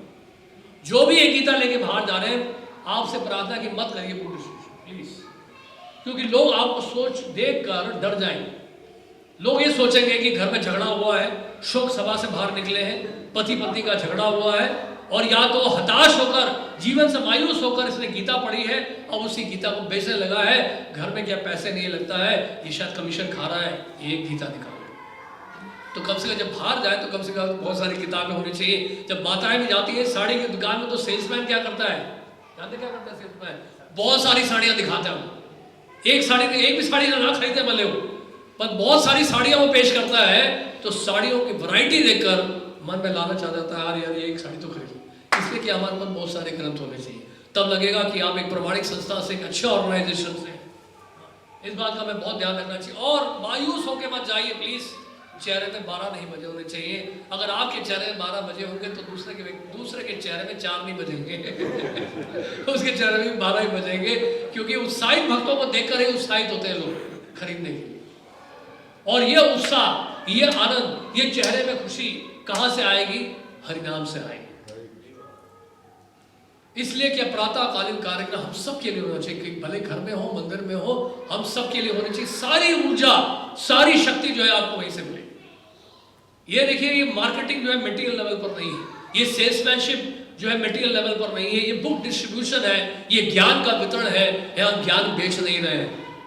इसलिए आपका स्पिरिचुअल एनर्जी नहीं होगी तो बहुत अधिक समय तक आप ग्रंथों का वितरण नहीं कर पाए। मटेरियल एक्सपर्टीज से आप उस समय के लिए तो किताब निकाल लेंगे, लेकिन बहुत लंबे समय तक नहीं निकाल पाए। इसके लिए स्पिरिचुअल एनर्जी की आवश्यकता है। स्पिरिचुअल एनर्जी कैसे मिलेगा आपको? जब आप बहुत ध्यानपूर्वक जप करेंगे। इसलिए लॉस एंजल्स में एक शिष्य ने पूछा प्रभुपाद से कि Prabhupada how we can increase book distribution. Prabhupada ने क्या जानते क्या बोला? प्रभुपाद ने कहा chant 16 rounds attentively without interruption sitting at one place. एक जगह बैठकर 16 माला का जप करो ध्यानपूर्वक, सारी ऊर्जा सारी शक्ति आपको वहां से मिलेगी। आपके चेहरे में रौनक देखेंगे लोग, आपके चेहरे में उत्साह देखेंगे, चेहरे में आनंद देखेंगे, चेहरे में खुशी की लहर जब दौड़ रही होगी, उस खुशी को देखकर, उस आनंद को देखकर लोगों को लगेगा इन लोगों में क्या विशेष बात है, ये इतने खुश कैसे हैं, हम सब कुछ कर रहे हैं, मेरे पास इतनी बड़ी गाड़ी है, इतना बड़ा बंगला है, लेकिन मैं दुखी हूं, और ये सड़क पे घूम रहे हैं हंसते हुए खिलते हुए। क्या कारण है इसका? जॉर्ज हैरिसन ने यही बात बोली थी, जानते हैं? सेम बात बोली थी उन्होंने श्याम सुंदर प्रभु को और गुरुदास प्रभु। श्याम सुंदर प्रभु को जॉर्ज हैरिसन ने ये कहा कि मैं भी गाता हूँ, लेकिन मैं देखता हूँ कि ऑक्सफोर्ड स्ट्रीट में आप डेली 5-6 घंटा कीर्तन करते हैं, आप लोग इतने खुश कैसे रहते हैं, मैं इतना खुश क्यों नहीं रह पाता हूँ। आप समझ रहे? तो ये देखकर जॉर्ज हैरिसन से इंप्रेस हुए थे बहुत। तो इसलिए क्या है कि हमारा एनर्जी लेवल को हमें बढ़ाना पड़ेगा। और कई बार लोग कहते हैं कि प्रभु जी हमारे पास तो ज्ञान नहीं है, हम क्या विचार करेंगे, खुद ही हमने पढ़ा नहीं इन ग्रंथों को। तो पढ़िए ना, कौन मना कर रहा है? 11 महीने आपको दे दिए हमने पढ़ने के लिए। 11 महीने कम होते हैं पढ़ने के लिए? बताइए कितनी बार आप भगवद गीता पढ़ सकते? आप देखिए, अगर डेली अगर एक चैप्टर पढ़े, कृष्णा बुक का एक चैप्टर पढ़े, तो 3 महीने में पूरी कृष्णा बुक फिनिश हो जाएगी। होगी कि नहीं होगी? कुछ चैप्टर से बहुत ही छोटे हैं तो 2 चैप्टर ही पढ़ सकते हैं। मतलब समझ लीजिए अप्रोक्सीमेटली 3 मंथ्स में आप एक कृष्णा बुक फिनिश कर सकते हैं। साल में 4 बार कृष्णा बुक फिनिश कर सकते हैं। 10 साल में कितनी बार कृष्णा बुक पढ़ लेंगे बताइए? 40 times you can read Krishna book in 10 years. So, हमारे एक अखिलदार प्रभुपाद जी के शिष्य, उन्होंने कृष्णा बुक 84 टाइम्स पढ़ा है। जानते हैं आप? 84 टाइम्स उन्होंने कृष्णा बुक पढ़ ली है। वो कह रहे मैंने बहुत पढ़ ली किताब, अब मैं और कोई किताब पढ़ना चाहता हूँ। अब षट संदर्भ भी पढ़ चुके हैं 6 बार। तो ये ग्रंथों का वितरण वही भक्त कर सकता है जिन्होंने इन ग्रंथों को पढ़ा है और जिसके जीवन में साधना है, जो बड़े ध्यानपूर्वक जप करने का कम से कम प्रयास कर रहा है। जैसे तमाल कृष्ण गोस्वामी महाराज ने झूठ टेम्पल बोला था प्रभुपाद जी को कि प्रभुपाद मैं बहुत परेशान हो गया हूँ, क्योंकि आप पूरे दिन कंस्ट्रक्शन में लगे रहते हैं, मेरी साधना चौपट होती जा रही है, मेरा चैंटिंग ठीक से नहीं हो रहा है। प्रभुपाद ने कहा कि मेरा भी सब कुछ चौपट हो रहा है, मैं भी बहुत थक जाता हूँ, मेरा भी चैंटिंग ठीक से नहीं हो रहा है। फिर उन्होंने कहा प्रभुपाद से कि Prabhupada but I am not able to chant, I am anxiety that I am not able to chant. मैं बहुत चिंता में हूँ कि मैं जप नहीं कर पा रहा हूँ ठीक से। सिद्धार्थ प्रभुपाद ने क्या बोला? प्रभुपाद ने कहा कि your chanting will not take you back home back to God. Your chanting will not take you back home, back to Godhead, but your anxiety that you are not able to chant, that will take you back home, back to God. इसका मतलब क्या है कि chanting करना छोड़ दे और anxiety में रहे। इंटरप्रिटेशन इस तरह से हो सकता है कि नहीं? इसका मतलब ये है कि एंजाइटी जब होगी आपकी, की चिंता करेंगे, ठीक से आपका जप नहीं हो रहा है, तो आज नहीं तो कल आप ध्यानपूर्वक जप करना शुरू कर देंगे इस चिंता के कारण। और वो चिंता कब आती है? जब कृष्ण की सेवा के लिए हम चिंता को खरीदते हैं। इसलिए आचार्य जो होते हैं, हमारे गुरुजन जो होते हैं, वो क्या करते हैं? चिंता क्रिएट करते हैं भक्तों के लिए। इसलिए भक्ति सिद्धार्थ ठाकुर ने कहा कि हमारे बैंक में हमेशा पैसा नहीं होना चाहिए, जितना भी कमाया जाए उसको खर्च कर दिया जाए, ताकि हम लोग भक्त लोग हमेशा कर्जे में रहे और भक्त लोग चिंता करते रहे कृष्ण की सेवा की। और यही मूड श्रील प्रभुपाद जी का था, यही मूड हमारे वर्तमान आचार्यों का भी है। क्या वो चिंता में रखते हैं? अरे मंदिर सारा टूट गया है, दान नहीं आ रहा है, कैसे मंदिर बनेगा, चारों तरफ टूटा फूटा है, नहीं टेम्पल हॉल कितना पहले अच्छा था सब तोड़ दिया गया। इसलिए क्या है, ये सेवा क्रिएट किया जाता है आचार्यों के, है कि नहीं? इसकी आवश्यकता नहीं थी, जो मंदिर था टेम्पल हॉल का बहुत बढ़िया था वो भी, लेकिन आपके लिए सेवा क्रिएट किया जा रहा है, चिंता में हम सबको डाला जा रहा है। क्यों? ताकि हम जल्द से जल्द कृष्ण भावना भावित हो सके। इसलिए प्रभुपाद ने कहा यशोदा कृष्ण की माता क्यों है? क्योंकि उन्होंने कृष्ण की सेवा के लिए चिंता को खरीद लिया है। इसलिए माता श्रद्धाएं नहीं मंथन कर रही है और साथ में चिंता कर रही है, गीत गा रही है। अरे क्या हुआ, कृष्ण को तो पूतना मारने आई थी, शट्टासुर मारने आया था, तृणावर्त मारने आया था, क्या होगा इसका, कहीं कंस और असुर राक्षस ना भेजे। बस ये गीत गा रही है 24 घंटे, यही चिंता कर रही है कि कृष्ण को ये ना हो जाए, वो ना हो जाए। 24 घंटे कृष्ण भावना भावित थी माता यशोदा, क्योंकि माता यशोदा ने कृष्ण की सेवा के लिए चिंता को खरीदा हुआ था। ये इसलिए उनका अधिकार था, इनका क्वालिफिकेशन ये था, इसी कारण से जो था माता बनी कृष्ण। इसी तरह से वही योग्यता जो हमें प्राप्त हो सकती है जब हम चिंताओं को खरीदेंगे। जब आपका बेसमेंट पूरा भरा होगा कार्टन से, चारों तरफ किताबें किताबें नजर आएंगी, तो कितना चिंता हो जाएगी, आप होगी कि नहीं होगी? जब एक गीता पढ़ी होगी, एक गीता है महीने में, एक गीता निकाल ली, ठीक है, थोड़ा रिलैक्स कर लेते हैं। तो ये जो रिलैक्सेशन है हमारे आध्यात्मिक जीवन में, ये बहुत इंजूरियस है स्पिरिचुअल हेल्थ के लिए। इसलिए मटेरियल कंफर्ट यानी कंफर्ट जोन में रहना भक्त के लिए जो है एक कब्र के समान होता है, एक कब्र के समान होता है। आध्यात्मिक जीवन को अगर खत्म करना है तो आप हमेशा सुविधा के क्षेत्र में रहिए। लेकिन जहां भक्त कष्ट उठाते हैं, जिस तरह से प्रभुपाद ने उठाया, प्रभुपाद ने 71 में कहा कि I want to go to Russia. Hawaii में प्रभुपाद रह रहे थे उस समय, हवाई में गर्मी के सीजन में आम बहुत अच्छे उगते हैं, हवाई फेमस है मैंगोस के लिए, और प्रभुपाद जी को इन्वाइट किया गया था। प्रभुपाद जी को आम बहुत पसंद था, तो प्रभुपाद को कहा कि प्रभुपाद अब सीजन आ गया है आम का, आप अभी क्यों जाना चाहते हैं? तो प्रभुपाद ने कहा नहीं मुझे जाना है। तो बहुत पुश करने लगे, बहुत फोर्स करने लगे प्रभुपाद। प्रभुपाद ने कहा यू कैन नॉट, आखिर में प्रभुपाद को बोलना पड़ा, you can not stop your spiritual master. फिर प्रभुपाद ने जानते क्या बोला, preaching in the snow of Russia is much more sweeter than the mangoes of हवाई। तो रशिया प्रभुपाद जाना चाहते थे, समय कम्युनिस्ट कंट्री था 71 में, और सो बहुत टफ था वहां पे जाना। लेकिन प्रभुपाद श्याम सुंदर को कहा मुझे कैसे भी वीजा दिलाओ, मुझे जाना रशिया। और रशिया गए, वहां पे जब मॉस्को एयरपोर्ट में उतरे तो वहां पे कस्टम्स वालों ने पकड़ लिया प्रभुपाद को, और प्रभुपाद के हाथ में क्या देखी, भगवत गीता देखी। तो भगवत गीता देखकर जो है वो कस्टम्स वाला बोलने लगा कि किताब कौन सी है। उसका सीनियर ऑफिसर आया, तो कस्टम्स वाले ने कहा कि कोई किताब लग रही है, इंडिया से बोल रहे हैं, मुझे तो डाउट है कि कोई रिलीजियस बुक तो नहीं है कोई। तो एक सीनियर ऑफिसर ने बोला ठीक है, बूढ़ा आदमी है, जाने दो। तो प्रभुपाद की कृपा हो गई इस व्यक्ति के ऊपर, प्रभुपाद के दर्शन मात्र से वो शुद्ध हो गए, और प्रभुपाद जी पहली बार उन्होंने रशिया के ऊपर चरण रखे अपने मॉस्को में। और वहां पे प्रभुपाद एक हफ्ता रहे, सिर्फ एक हफ्ता, और वहां पे खाने पीने की बहुत समस्या थी उस समय। श्याम सुंदर प्रभु दूर से जाके कहीं दूध खरीद के लाए थे, और जिसके साथ में ठहरे थे तो वहां एक रशियन व्यक्ति मिला था। प्रभुपाद ने उस रशियन व्यक्ति को प्रीच किया, एक हफ्ते के अंदर उस व्यक्ति को भक्त बना दिया प्रभुपाद ने, और साथ में दीक्षा भी दे दी। उस डिवोटी का नाम था अनंत शांति प्रभु। तो प्रभुपाद ने उनको कहा कि ये रशियन भाषा में अनुवाद करोगे इस गीता का। तो अनंत शांति प्रभु पहले डिवोटी थे जिन्होंने भगवत गीता का अनुवाद किया रशियन लैंग्वेज में। और उनके अनुवाद करने से क्या हो गया, रशिया में इतना बड़ा प्रीचिंग हो गया कि रशिया में इतना डिस्ट्रीब्यूशन हुआ, बुक डिस्ट्रीब्यूशन हुआ।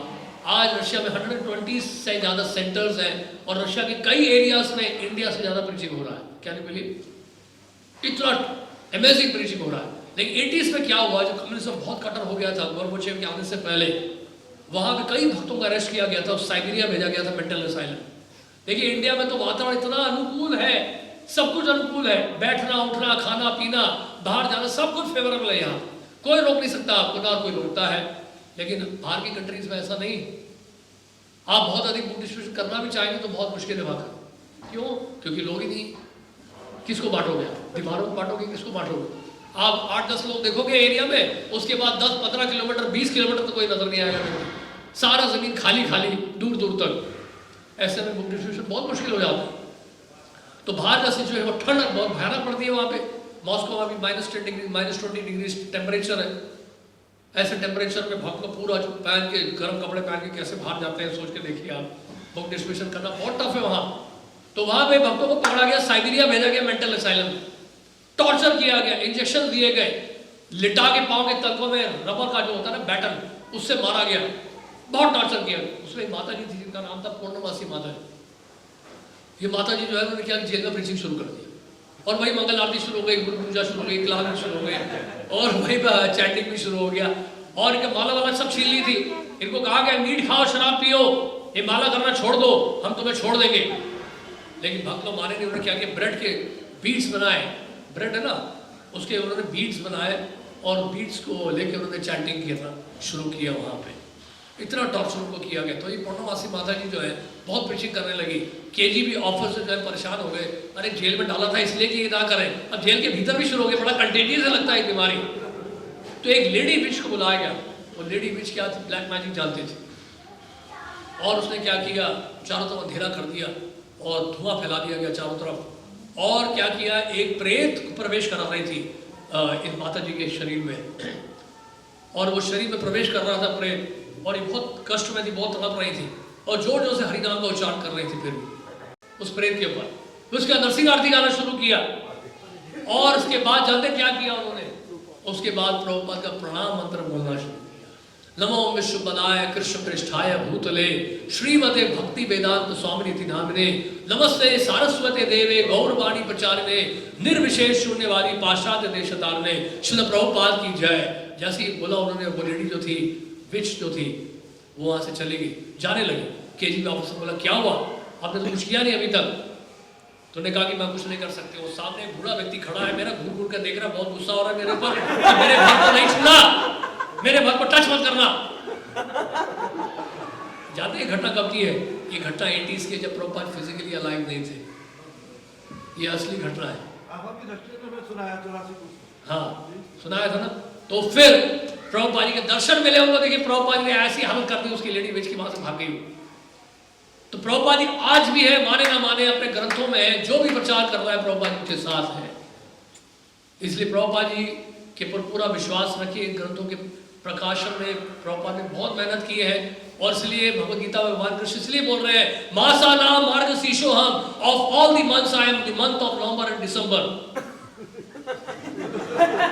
जानते क्यों? कि नवंबर के महीने में कार्तिक था, दिसंबर के महीने में बुक डिस्ट्रीब्यूशन। पहले से भगवान जानते हैं कि भविष्य में ऐसा होने वाला है। नवंबर में कार्तिक करके जाओ, ऊर्जा मिलेगी आपको, गोवर्धन जाके परिक्रमा करके ब्रज में जाकर, उसके बाद जो शक्ति मिलेगी, उस शक्ति लेकर आप ग्रंथों का वितरण करिए, फिर देखिए चमत्कार। ये तो हमें करना, कलयुग का धर्म ये है। कलयुग का धर्म संकीर्तन है। परिक्रमा करनी अच्छी बात है, लेकिन उससे भी महत्वपूर्ण क्या है, ये नाम संकीर्तन है। ये है युग धर्म, यही हमारा भजन, यही हमारी सेवा, इसी में आपको सिद्धि मिलेगी, और कुछ करने की आवश्यकता नहीं। या होते सर्व सिद्धि होए में सवार, चैतन्य महाप्रभु कह रहे हैं चैतन्य भागवत में कि इस महामंत्र का जप करो, और कुछ करने की आवश्यकता नहीं है। यही महामंत्र, यही हरिनाम को सिद्धि दिलाएगा, परफेक्शन की ओर लिखा है। तो इसलिए, लेकिन एक बात याद रखिएगा, जो भी कार्य करें हम, वो आप हृदय से करें। लेकिन जबरदस्ती कोई काम होता नहीं। जबरदस्ती जो है, भक्त लोग ग्रंथों का वितरण क्यों नहीं कर पाते बहुत अधिक समय तक। किसी ने हमें बोला, कल फरीदाबाद गए थे तो वो बता रहे थे, कोई एक बोल रहे थे, प्रभु ऐसा है कि लग रहा है ऐसा है कि हर साल क्योंकि बांट रहे हैं, अब लोग जो है ना थोड़ा सा वो हो गए, सैचुरेशन पॉइंट आ गया है। मैंने कहा अच्छा, तो फिर आप जीवित कैसे हो? आपकी ब्रीथिंग में सैचुरेशन पॉइंट नहीं आया? रोज दांत साफ करते उसमें कोई सैचुरेशन पॉइंट नहीं आया? और रोज सुबह मुंह में भोजन डालते उसमें कोई सैचुरेशन पॉइंट नहीं आया? रोज रात को सोते हो उसमें कोई सैचुरेशन पॉइंट नहीं आया? रोज पेट साफ करते हो उसका सैचुरेशन पॉइंट नहीं आया? रोज नहाते हो उसमें कोई सैचुरेशन पॉइंट नहीं आया? बोलते प्रभु ये तो शरीर की आवश्यकता। तो हमने कहा ये आत्मा की आवश्यकता है, ये उससे भी ज्यादा महत्वपूर्ण है।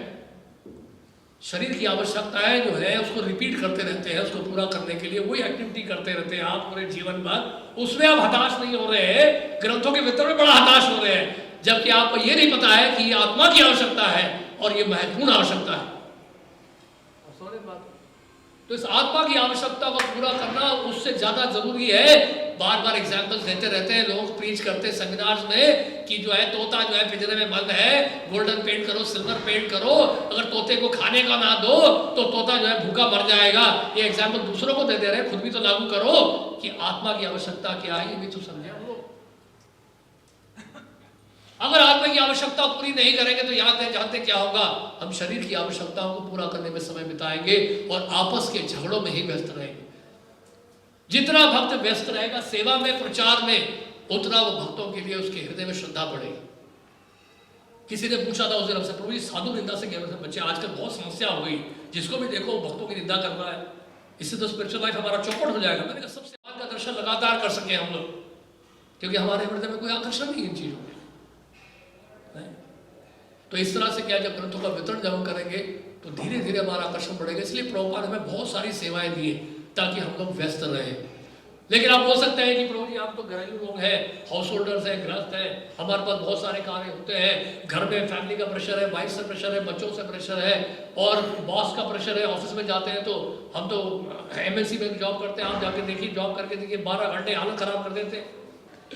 तो कहने का मतलब ये है कि इतना टफ सिचुएशन, आप सब जानते हैं जो बाहर जॉब कर रहे हैं, आप लोग बाहर की दुनिया में, आपने देखी कड़वा सच देखा है, you have seen the harsh truth, नहीं कितना टफ है बाहर का सिचुएशन। हमारे दया दुबई में रहकर आए, पूछिए इनसे, हालत खराब कर देते हैं वहां कंपनी में। पैसा जरूर देते हैं, पैसा बहुत देता है वो, हमारी बहुत पैसा देता है, लेकिन काम जो है 10 गुना ज्यादा देता है। उतना अगर आप कृष्ण के लिए कर दोगे तो ठाकुर जी पूरा धाम दे देंगे आपको। He will give you the entire Golok Vrindavan to you। Prabhupada Bombay में थे जब जून टेम्पल का कंस्ट्रक्शन हो रहा था, सेठी जी जो है कंस्ट्रक्शन में लगे हुए थे, जानते हैं कितना प्रॉब्लम था वहाँ पे। तो कंस्ट्रक्शन के साइड में थे, देखा कि भक्त लोग जंगल के बीच में रह रहे हैं, पेड़ों के बीच में रह रहे हैं, वो बड़े बड़े मच्छर हेलीकॉप्टर के साइज के उनको काटते थे। गर्गमुनि प्रभु पहली बार बॉम्बे आए थे और ढूंढ रहे थे कि इस्कॉन का सेंटर कहाँ है। पता चला वो जूहू बीच के बाद होगा, जूहू बीच के बाद बहुत बड़ा पैलेस होगा, बहुत बड़ा टेम्पल होगा। कई लोगों से पूछा तो एक व्यक्ति ने कहा ये पेड़ों के बीच में है। उनको लगा आगे कोई अंदर कोई एरिया होगा बहुत बड़ा, वहाँ बड़ा टेम्पल होगा हमारा।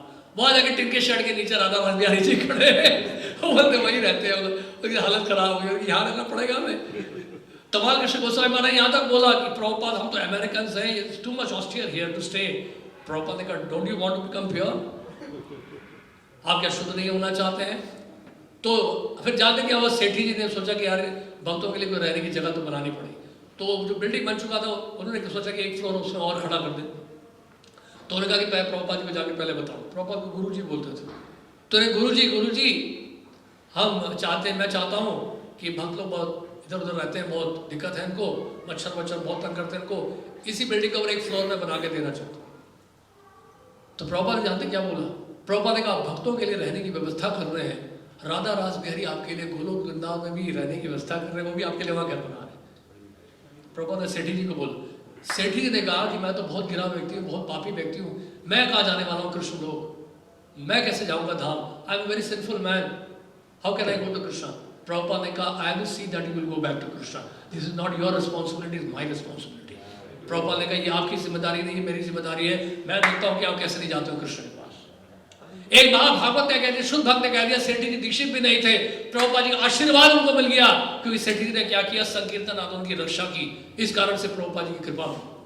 बस यही आपको करना है, गुरु को प्रभुपाद को खुश करना है। अगर आपको केवल खुश कर देंगे, भले आप में योग्यता है या योग्यता नहीं है, इसलिए भगवान क्या कहते हैं गीता में, अनन्य चिंतयन्तो माम ये जना पर्युपासते तेषां नित्याभियुक्तानां योगक्षेमं वहाम्यहम्। जो भक्ति में कमी रह गई है उस कमी को मैं दूर कर दूंगा, और जितनी आपने भक्ति कर ली है उस भक्ति की रक्षा मैं करूंगा। किसके लिए कह रहे हैं भगवान? जो अनन्य रूप से मेरा चिंतन करते हैं, यानी इस महाप्रभु के संकीर्तन आंदोलन के लिए चिंता करते हैं। तो ये मूवमेंट क्या है, हमारा मिशनरी मूवमेंट है, याद रखिएगा। ये उन धर्मशालाओं या उन मंदिरों की तरह नहीं है जहां पर लोग ₹1.25 का बूंदी चढ़ाते हैं या माखन मिश्री देते हैं या कुछ देर के लिए घंटी बजाते हैं। प्रभुपाद ने कहा हमारे मंदिर घंटी बजाने के लिए नहीं है केवल, ये याद रखिएगा। जब हम इस तरह से मिशनरी मूवमेंट के रूप में इसको देखेंगे इस्कॉन को, तब देखिए क्या चमत्कार हो जाएगा, अंदाजा नहीं लगा सकते। आज देखिए ईसाई लोग देखिए घर घर जाके प्रचार कर रहे हैं, वो है मिशनरी वर्कर्स। आप पूरे केरल में जाइए, साउथ इंडिया में जाइए, हर 10 कदम में आपको चर्च मिल रहा है, आप देख लें, मेहनत कर रहे हैं वो लोग बहुत। तो हमें मिशनरी वर्कर बनना पड़ेगा। मिशनरी वर्कर का मतलब होता है, जैसे प्रभुपाद ने लॉस एंजलिस में बोला लेक्चर में व्यास आसन से, just chant 16 hours attentively without offenses, follow 4 regulative principles, serve the mission of Chaitanya Mahaprabhu and serve the Vaishnavas. In this lifetime itself you will see Krishna face to face. ऐसा प्रभुपाद कह के चुके। क्या बोला प्रभुपाद ने कि 16 माला का जप करो, ध्यान करो, बिना अपराध किए 4 नियमों का पालन करो, वैष्णव की सेवा करो और महाप्रभु के संकीर्तन आंदोलन के लिए कुछ करो। इसी जन्म में आप कृष्ण को देखोगे फेस टू फेस। तो जयदत्त महाराज शिव सभा बैठे हुए थे, उन्होंने कहा कि Prabhupada how this is possible? Prabhupada ने टेबल पे जोर हाथ मारा। प्रभुपाद ने कहा yes this is possible, why not, you will see Krishna face to face in this life time. केवल 4 चीजें करनी बस, और ये कोई बहुत कठिन नहीं है, कठिन जरूर है लेकिन उतना कठिन तो नहीं कि आपको एक जगह बैठ के अगर 128 माला करनी पड़े, नहीं? जो सामान्य लोगों के लिए संभव ही नहीं है शहरों में रहकर। इसलिए प्रभुपाद की बड़ी कृपा है, प्रभुपाद की बड़ी दया। लेकिन याद रखिएगा जो भी हम कार्य करें वो हृदय से करें, हार्ट देके करिए, सुपरफिशियली कोई कार्य मत करें। कृष्ण की एक एक सेवा, भले छोटी सी सेवा हो, मंदिर मार्जन क्यों ना हो, बर्तन की सफाई क्यों ना हो। एक बार 2 साइंटिस्ट थे, उसने एक साइंटिस्ट ने ज्वाइन किया था प्रभुपाद जी के टाइम में, ध्यान से सुनेगा। तो साइंटिस्ट जो है प्रभुपाद जनरली क्या करते थे, कोई बड़ा से बड़ा साइंटिस्ट हो, इंटेलेक्चुअल भी हो, तो प्रभुपाद कहते थे इसको लगाओ न्यू भत्ता ट्रेनिंग में, बर्तन साफ करेंगे, टॉयलेट साफ करेंगे। तो साइंटिस्ट साहब बर्तन साफ करा रहे थे उससे, तो उसका फ्रेंड आया एक दिन प्रभुपाद से मिले, मतलब how come you are engaging scientist, you know, washing the dishes, it is too much, he could have become such a big scientist. तो प्रभुपाद ने कहा इसमें चिंता की कोई आवश्यकता नहीं है, by washing this pots he will make a hole on the pot and through that hole he will go back to God. What about you? Prabhupada ने कहा कि वो बर्तन साफ करते करते बर्तन में छेद कर देगा, इतना बढ़िया साफ करेगा, छेद ही हो जाएगा, वो छेद से निकल जाएगा, कोई धान चला जाएगा। लेकिन तुम्हारे बारे में क्या कहना? इसलिए एक व्यक्ति ने जब प्रभुपाद को बोला कि प्रभुपाद से, वो कोई बाहर का व्यक्ति था, वो क्रिटिकल था बहुत, तो उससे कहा कि अगर सारे भक्त बन जाए तो फिर देश का क्या होगा, समाज क्या होगा, ये देश कैसे चलेगा, how the society will run, how the country will run if everybody becomes a devotee. Prabhupada जानते क्या बोले?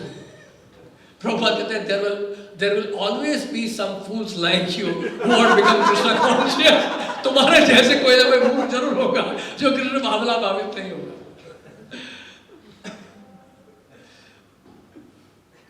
तो ये प्रभुपाद जी का कॉन्फिडेंस था कृष्ण कॉन्शियसनेस में, फेथ जिसको कहते हैं, उस तरह का फेथ जब होगा ना। देखिए मिलिट्री में रशियन आर्मी की घटना आपको बताते हैं। वहां पे एक कर्नल था, वो अपने कैंप में गया और वहाँ जो सोल्जर्स थे वो भगवत गीता पढ़ रहे थे। वो भगवत गीता जब पढ़, तो कर्नल पूछे क्या पढ़ रहे हैं आप? This is a book from India, this is called Bhagavad Gita as it is, Russian language में थी, आप भी पढ़िए, बहुत अच्छी किताब। तो कर्नल लेके गया, किताब पढ़ना शुरू किया और किताब पढ़ते पढ़ते फिर उसके बाद वो पूरी किताब पढ़ ली उसको, और अगले दिन उससे बोला, उन सोल्जर्स को बोला मैंने कल रात को पूरी किताब पढ़ी, बड़ी अच्छी किताब। उस दिन अगले दिन रात को करीब 11-12 बजे सपने में एक बूढ़ा व्यक्ति आया और बूढ़ा व्यक्ति कहता है तुमने वो किताब पूरी नहीं पढ़ी, तुमने केवल अनुवाद ही पढ़ा, मैंने जो तात्पर्य लिखे उसको नहीं पढ़ा तुमने। तो कर्नल रात को 12 बजे उठ के बैठ गया, चौंक गया, ये क्या बात है, किताब पढ़ के देखी, आगे पीछे देखा, प्रभुपाद जी का फोटो देखा, रही ये तो यही व्यक्ति है, बूढ़ा व्यक्ति जो सपने में आया था, अभी सेम व्यक्ति है, उसका फोटोग्राफ है। उसके बाद उस कर्नल ने जो है किताब पढ़ना शुरू किया, परपोर्ट्स के साथ पूरी किताब पढ़ डाली। उनके जीवन में एक रेवोल्यूशन क्रिएट हो गया, भक्त बन गए वो, और उन्होंने स्कॉटलैंड में ज्वाइन किया। उनका नाम था अचला प्रभु, बाद में उनका नाम पड़ा, सन्यास का नाम है भक्ति अनंत कृष्ण गोस्वामी महाराज। हर एकादशी निर्जल रखते हैं और हर एकादशी में 192 माला करते हैं सिर्फ बस, 192 राउंड्स करते हैं। This is just by Prabhupada books. Prabhupada की किताब पढ़कर देखिए उनकी लाइफ में कितना चेंज आया। तो इसलिए आप पूरा फेथ बना के रखिए, बुक डिस्ट्रीब्यूशन में केवल आप प्रयास करें, केवल बाहर जाना शुरू करें, ग्रंथों लेकर जब बाहर जाएंगे तो कुछ ना कुछ चमत्कार जरूर होगा। यहाँ कोई चमत्कार नहीं होने वाला है, कमरे में बैठने से, कारपेट के ऊपर बैठने से कोई चमत्कार नहीं होगा। हमें तो केवल बाहर जाना होगा और लोगों से मिलना होगा। किसी ने हमें बड़ा अच्छा कहा, प्रभु जी लोग इस तरह से कहते हैं हमारे पास तो पहले से गीता है, कोई कहता है कि ये किताब थोड़ा एक्सपेंसिव है, आपने इतना 150 रुपये क्यों रखा हुआ है इस किताब का कॉस्ट, या 130 रुपीज़ क्यों रखा हुआ है, ये किताब बहुत महंगी है। कोई ये कहता है, कोई वो कहता है, हम बड़े डिस्करेज फील करते हैं। मैंने कहा कोई बात नहीं, 2 लोग नहीं ले रहे ना, 10 लोगों के पास जाओ। इंडिया में पॉपुलेशन की कमी थोड़ा है। अगर आप रशिया में होते, यूरोप में होते, तो आपकी बात का आंसर क्या देना चाहिए सोचते हैं हम। यहाँ सुनने की आवश्यकता नहीं, प्रॉपर कस्टमर की कोई कमी नहीं है भारतवर्ष में। अगर 10 लोग, 2 लोग नहीं रहे, 10 लोग तैयार खड़े सामने, उनके पास चले जाओ। बुक डिस्ट्रीब्यूशन का एक सीक्रेट आपको बताते हैं, जितने अधिक लोगों से आप मिलेंगे उतनी सफलता मिलेगी, जितने कम लोगों से मिलेंगे उतनी कम सफलता मिलेगी। कहने का मतलब है किसी एक व्यक्ति के ऊपर पूरा दिन मत बिताइए। कई लोग क्या करते हैं, भक्तों एक ही भक्त के साथ, एक ही व्यक्ति के साथ लगे रहते हैं 2 घंटे 3 घंटे, ताकि कैसे भी उसको कन्विंस करते हैं एक गीता लेने के लिए। आप 10 लोगों के पास जाइए तो क्रीम ज्यादा निकलेगी। 1 किलो दूध में क्रीम कम निकलता है, 10 किलो दूध में ज्यादा क्रीम निकलता है कि नहीं? तो इसी तरह से क्या है, जितने अधिक संख्या में लोगों के पास जाएंगे उतना आपको लाभ मिलेगा, उतना सफलता आपको मिलेगी। तो टारगेट बनाइए कि मुझे इस महीने में 500 लोगों से कम से कम मिलना है, 1000 लोगों से मिलना है। तो उस तरह से अपने आप को मोटिवेट करिए आप। तो जब इतने लोगों से मिलने का प्लान बना लेंगे तो उस तरह से आपका दिमाग निकालेंगे। इसलिए जैसे पहले हमने बताया, प्रभुपाद जो भी सोचते थे बड़ा सोचते थे। प्रभुपाद ने कहा शिकारी करो तो गैंडे का शिकार करो, राइट? जब स्कूल में होते ना बच्चे, वो बोलते थे कि हम एग्जाम में टॉप करना चाहते हैं, तो उसके हिसाब से पढ़ते थे, तब जाकर उनको 80%, 70%, 80% आया करता था। और कोई बच्चा सोचता है कि हमें तो केवल पास होना है, प्रभुपाद ने एग्जाम्पल दिया है। कोई सोचता है कि मतलब केवल पास होना है तो फेल होने की पूरी संभावना है। तो एंथुसियाज्म आप बनाए रखिए और ये मत सोचिएगा कि इसी में किसी का लाभ है या कोई अपने स्कोरिंग के लिए कर रहा है। अब भले स्कोरिंग के लिए कर रहा है, कर तो रहा है, कम से कम ना करने से स्कोरिंग के लिए करना अच्छा है। अब बताइए सोना अच्छा है या स्कोरिंग के लिए करना अच्छा है? राइट? तो इसलिए अगर आप यश के लिए भी कर रहे हैं, प्रतिष्ठा के लिए भी कर रहे हैं, दैट इज ऑल्सो गुड, क्योंकि कुछ कर तो रहे हैं कम से कम कृष्ण के लिए। ना करने से वो करना अच्छा है। करते करते क्या होगा, आप शुद्ध हो जाओगे, पवित्र हो जाओगे, क्योंकि ये कृष्ण की सेवा है। अग्नि लोहा जो है अग्नि के संपर्क में रहेगा तो धीरे धीरे वो अग्नि के रूप में बदल जाएगा। इसलिए अगर आपके अंदर अनर्थ भी है, कमियां भी है, यश के लिए कर रहे हो, तालियों के लिए कर रहे हो, करो, कोई बात नहीं, करो तो सही, कम से कम करते करते प्रभुपाद आपको शुद्ध करेंगे, कृष्ण आपको पवित्र करेंगे। हृदय अंतस्तो ही अभद्राणी विदुनोति सुहृसता, स्वयं कृष्ण हमें शुद्ध करेंगे। देखिए, इसलिए ये सब जो है गलत धारणा मन से निकाल दीजिए कि ये हो रहा है, वो हो रहा है, ये सब छोड़ दीजिए। भावनाएं एक ही भावना रखिए, कृष्ण भावना भावित होना। और प्रभुपाद जी का आदेश, आरो ना करिए मने आशा, और कुछ आशा मत करिए। प्रभुपाद को खुश करना है तो ये कार्य में लगना पड़ेगा। इसलिए प्रभुपाद ने लेटर लिखा था रामेश्वर स्वामी को 72 में, each and every book distributor will go back home, back to God, and I personally guarantee this, there is no doubt in this. Prabhupada ने क्या बोला? रामेश्वर प्रभु को लिखा था उस समय, लेटर में लिखा था प्रभुपाद ने कि एक एक भक्त जो ग्रंथों का वितरण कर रहा है वो भगवान के धाम में जाएगा, इसमें कोई शंका नहीं, मैं गारंटी देता हूँ। लेकिन आपको करना पड़ेगा फिर। आप समझ रहे हैं? जैसे कि देखिए संजय क्या कह रहे हैं, जहां योगेश्वर कृष्ण है और जहां धनुर्धर अर्जुन है, वह विजय है, वालों की शीति है, नीति है, ऐश्वर्य है और शक्ति है। बोला नहीं बोला संजय ने?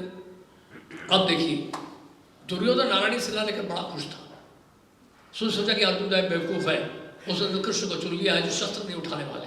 लेकिन याद रखिएगा कि कृष्ण क्या बने? अर्जुन के सारथी बने और अर्जुन को बुद्धि देते रहे पूरे युद्ध भूमि में। दुर्योधन को बुद्धि कृष्ण से कहां मिली? बिल्कुल नहीं मिली। नहीं तो इसी तरह से भक्ति सिद्धांत ठाकुर ने जानते क्या बोला है? नवता भक्ति में एक है भक्ति का सख्यम।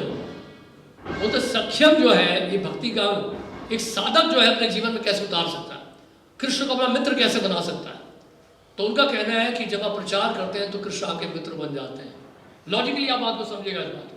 तो अर्जुन के मित्र थे कृष्ण, अर्जुन युद्ध भूमि में चले गए, कृष्ण उनके सारथी बन गए और सारा मार्गदर्शन कृष्ण अर्जुन को करते रहे। इसी तरह से जब आप प्रचार में जाएंगे उस समय कृष्ण आपके मित्र बन जाते हैं, और जब जब आप भगवद गीता लेकर बाहर जाएंगे तो कृष्ण भी आपके सारथी बन जाते हैं और कृष्ण भी आपको मार्गदर्शन देते हैं। इसलिए क्या होता है कि गाड़ियों में कार्टन रखे जाते हैं, कई बार पाँव के नीचे भी कार्टन रखा रहता है। भगवान उसको अपराध नहीं लेते हैं। अगर भगवद गीता के ऊपर पाँव लग गया आपका तो अपराध है कि नहीं है? लेकिन जो ही गाड़ी में जब लेके जाते हैं उन कार्टन्स को रखते हैं, कई बार पाँव में लग जाता है, नीचे रखना पड़ता है, कार्टन को डिक्की में रखना पड़ता है। ऐसे स्थानों में गीता को रखा जाता है जहाँ वास्तव में रखना नहीं चाहिए। लेकिन आप जब प्रचार के लिए जाते हैं तो सारे नियम वहाँ पर लागू नहीं होते हैं, क्योंकि संकीर्तन है इस वजह से। और क्योंकि कृष्ण आपके वहाँ पे मित्र बन जाते हैं और क्योंकि वहाँ पे कृष्ण जो है आपको मार्गदर्शन देते हैं, इसलिए कृष्ण ने अर्जुन को कहा, ये देखो विराट रूप, आप 5 पांडवों के अतिरिक्त सारे के सारे कौरव मारे जाएंगे। हे अर्जुन केवल निमित्त मात्र हो। इसलिए ग्रंथ तो एक बढ़ चुके हैं, आप नहीं बांटोगे तो कोई और बांटेगा, श्रेय और किसी को मिल जाएगा, श्रेय लेना तो ले लो, निमित्त मात्र कम से कम प्रयास तो करें। राइट? तो इस तरह से प्रयास करने से हमें सफलता मिलेगी और निश्चित रूप से सफलता मिलेगी। सफलता क्या है कि हम स्वयं जो है कृष्ण भावना भावित हो जाए। तो आप सबसे रिक्वेस्ट है इस मैराथन में आप सब भाग लीजिए उत्साहित होकर। तो जितने भी संख्या में आप कर रहे हैं करिए, प्रयास करिए अधिक से अधिक। आप जितना बड़ा सोचेंगे उतना बड़ा प्रयास भी करेंगे, जैसे हमने बताया। तो प्रयास करिए, उत्साह बनाए रखिए और इन ग्रंथों को रोज पढ़िए भी। प्रभुपाद जी चाहते थे इन ग्रंथों को पढ़े भी, केवल बांटे नहीं, क्योंकि हम सेल्समैन नहीं, हम डिस्ट्रीब्यूटर हैं, तो हमें पता भी होना चाहिए प्रभुपाद ने अपने बुक्स में लिखा गया है। तो रोज ग्रंथों को पढ़े भी हम लोग और ध्यानपूर्वक महामंत्र का जप करें, हरि नाम लें और देखिए फिर आपका उत्साह बढ़ेगा। और जितने भी भक्त यहाँ बैठे हैं सबका जो है कुछ ना कुछ टारगेट होना चाहिए। आप सब प्लेजिंग करिए कि आप सबका आपको प्लेज करना चाहिए कि हम इतना प्रयास करेंगे ग्रंथों को बांटने के लिए। बाहर देखिए कॉर्पोरेट सेक्टर में टारगेट दिए जाते हैं, दिए जाते नहीं दिया जाता? बताइए, हर सेल्समैन को, मार्केटिंग वाले को टारगेट दिया जाता है कि आपको इतना प्रॉफिट ला के देना है। राइट? तो कृष्ण के लिए क्यों नहीं कर सकते बताइए? होता क्या है, कृष्ण को हम सोचते हैं कि बस ऐसे ही है, कृष्ण हमें जो है कुछ कहेंगे नहीं, पहले टारगेट ले आने दें। प्रभुपाद जी चाहते थे कृष्ण को हमको टैंजिबल रिजल्ट्स दें, कुछ करके दिखाएं ठोस। इसलिए प्रभुपाद बहुत रिजल्ट ओरिएंटेड थे, राइट। प्रभुपाद पूछते थे कितना किया, कितना स्कोर है, क्या स्कोर है, क्या स्कोर है, प्रभुपाद जी पूछा करते थे। तो इसलिए प्रभुपाद ने कहा कि मैं आपको पुश कर रहा हूं, आप उनको पुश करिए, दिस इज परंपरा। तो टारगेट्स हम सबके होने चाहिए, और टारगेट्स को मेजर करने वाला कोई व्यक्ति होना चाहिए, डिवोटी होना चाहिए, चेक करें। जैसे हम लोग करते हैं, फॉलो करते हैं, हम टारगेट्स देने के बाद, प्लेजिंग कराने के बाद फॉलो करते हैं, और कोई रेगुलर मैसेजेस भेजते हैं।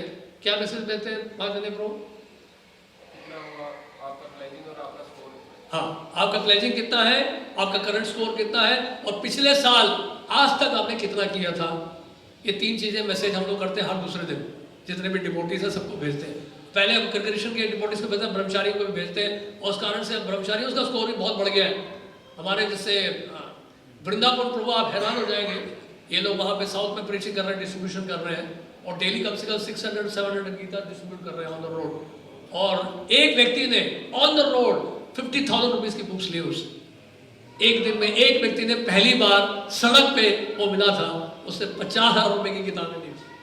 हमारे वृंदावन प्रभु है, बहुत सिंपल है, साधु टाइप के हैं, और हेल्थ भी ठीक नहीं रहता उनका, लेकिन एक ही व्यक्ति ने 50,000 रुपए की किताबें ले ली सड़क पे, यानी कि मतलब स्वाइप मशीन के द्वारा ट्रांसफर किया गया। तो कहने का अर्थ यह है कि इतना प्रयास जब करेंगे, ठाकुर जी इतना कष्ट उठाएंगे, तो कहीं ना कहीं कृष्ण तो उनका भी तो हृदय पिघलेगा ना, यार भक्त इतना प्रयास कर रहा है, कुछ तो सफलता दी जाए इसको।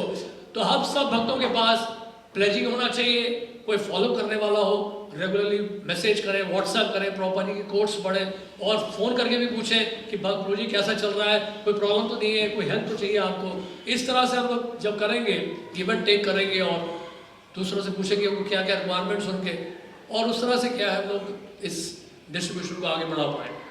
तो आप सबसे रिक्वेस्ट है, प्लीज़ आप लोग